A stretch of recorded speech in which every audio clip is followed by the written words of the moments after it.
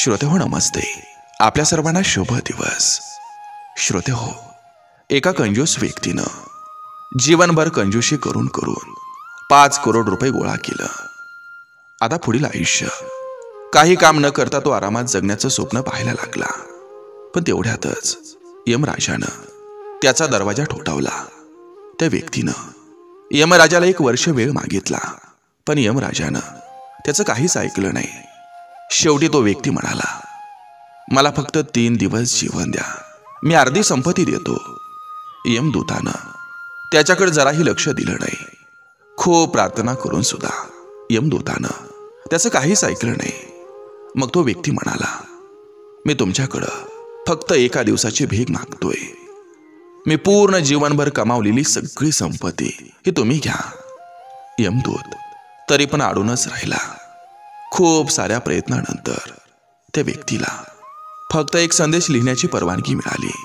त्या व्यक्तीनं त्या संदेशामध्ये फक्त इतकंच लिहिलं की जो कोणी हा संदेश ऐकतोय त्याला मी फक्त एवढंच सांगतोय की जीवनभर फक्त संपत्ती गोळा करण्याच्या नादात राहू नका. जीवनातील प्रत्येक क्षण पूर्णपणे जगा.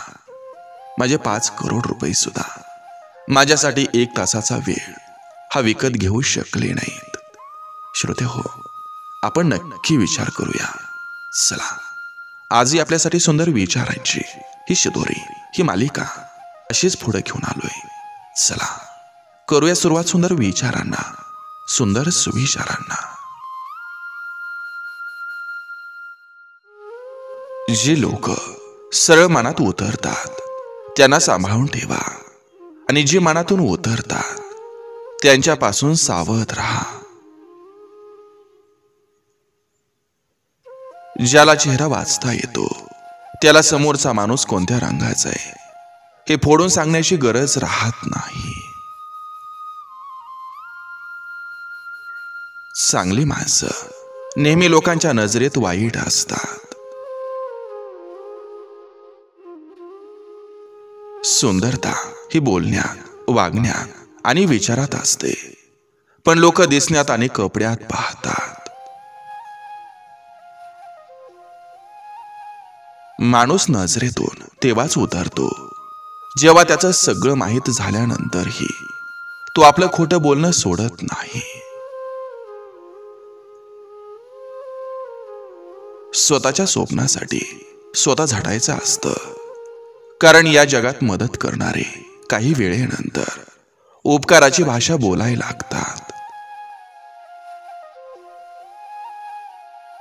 कर्माचं तत्व हे फार वेगळं असतं.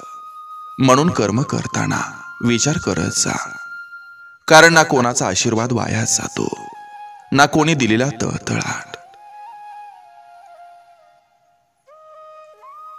दुसऱ्यांना बदनाम करणारी लोक ही दुसऱ्यांना बदनाम करता करता स्वतः कधी बदनाम होतात हे त्यांनाही समजत नाही.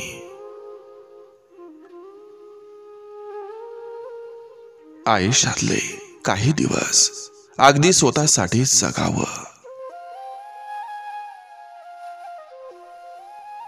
खिशात पैसा नसला तरी मोठ्या उत्साहानं महागड्या वस्तू घेऊन देणारा व्यक्ती फक्त बाप असतो. काही वेळेस आपण काही लोकांना गरजेपेक्षा जास्त महत्त्व देतो, ज्याची भरपाई आपल्याला आपली मानसिक शांती गमावून भरावी लागते. आयुष्यानं दिलेल्या सुखदुःखाची बेरीज कधीच समान नसते. कणभर सुख हे मनभर दुःखापेक्षा कायम सरस ठरतं. चांगल्या वागणुकीचं आर्थिक मूल्य नसलं तरी चांगल्या वागणुकीत कोट्यावधींची मनं जिंकण्याची शक्ती असते. तुमची संपत्ती नाही तर तुमचा स्वभाव लोकांमध्ये विश्वास निर्माण करतो. जगातील सर्वात मोठं बंधन म्हणजे निराशेचं बंधन. त्यात अडकलेला माणूस स्वतःवरचा विश्वास गमावू लागतो. तुम्ही कधी बरोबर होता हे कोणाला आठवत नाही, परंतु तुम्ही कधी चुकलात हे कोणीही विसरत नाही. छोट्या गोष्टीमधून मिळणारा आनंद हा जीवन जगण्याचा आधार असतो. बाकी इच्छा आणि अपेक्षा या तर सतत बदलत असतात. माणूस कधीही आपण समोरच्याशी कसं वागलो हे पाहत नाही, पण समोरचा आपल्याशी कसं वागतो हे नेहमी लक्षात ठेवतो. आपल्या लोकांनी केलेली विचारपूस ही औषधालाही मागं टाकते. ढीगभर पैसा असला म्हणून कोणी रॉयल होत नाही. रॉयल होण्यासाठी माणूस हा रिअल असावा लागतो.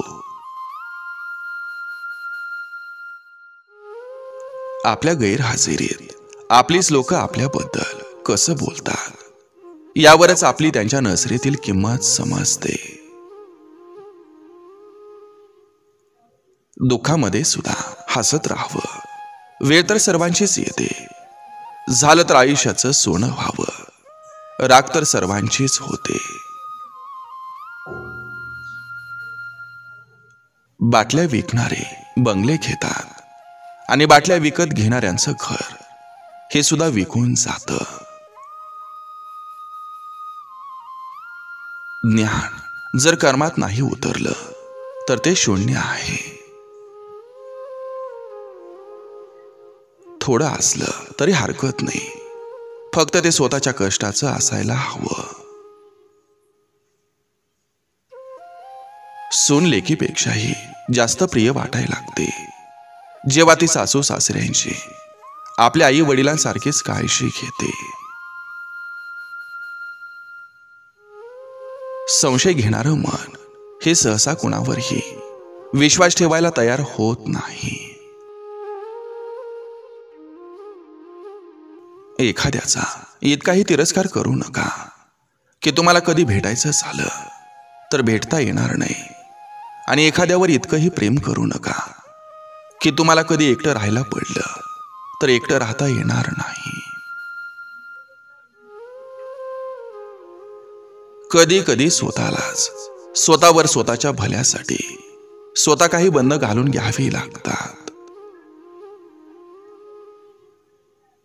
जोपर्यंत माणूस दुसऱ्याने केलेल्या प्रगतीवर जळत राहील तोपर्यंत त्याला सुख आणि शांतीचा अनुभव मिळू शकत नाही. इतकंही कशामागं पळू नका की पायाऐवजी मन थकून जाईल. ज्यांना ज्यांना आपण आपलं समजून जवळ करू तो प्रत्येक जण आपल्याला लांब आणि एकटं राहण्याचं फायदं किती जास्त आहेत हे दाखवून देतो. कोणालाच भाव देत नाही बसायचं जो आपल्यासाठी आपण त्यांच्यासाठी.